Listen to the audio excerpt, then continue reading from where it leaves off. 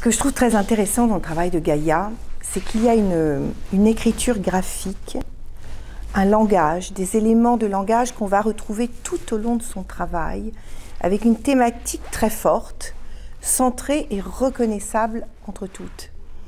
Elle parle de l'éveil du féminin, elle parle de la conscience, elle parle de la terre, elle parle de l'homme, dans son humanité, de l'homme avec un grand H relié à son essence, à la terre, à la source.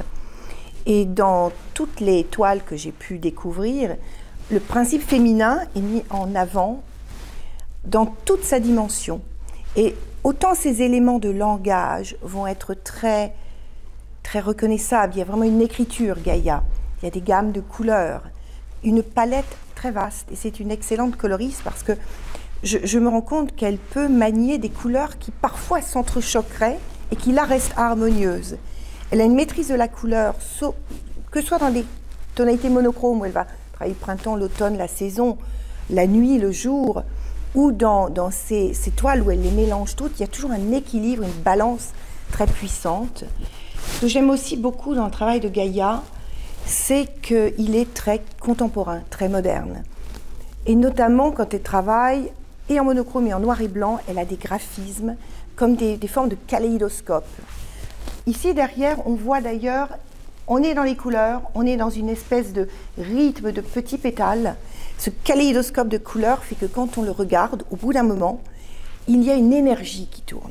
Ça tourne, c'est-à-dire qu'elle crée le mouvement tout en ayant une œuvre statique, évidemment.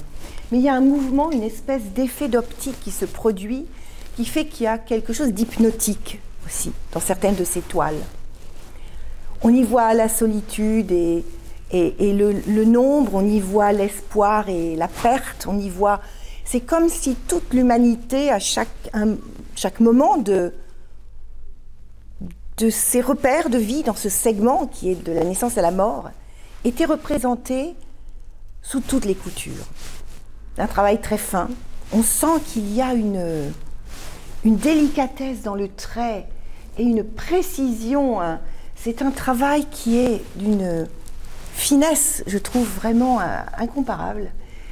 Et puis surtout, c'est quelque chose qui nous happe. Voilà, donc c'est une peinture profondément humaine, profondément connectée, reliée à la terre et qui nous fait du bien. Voilà ce que j'ai envie d'en dire.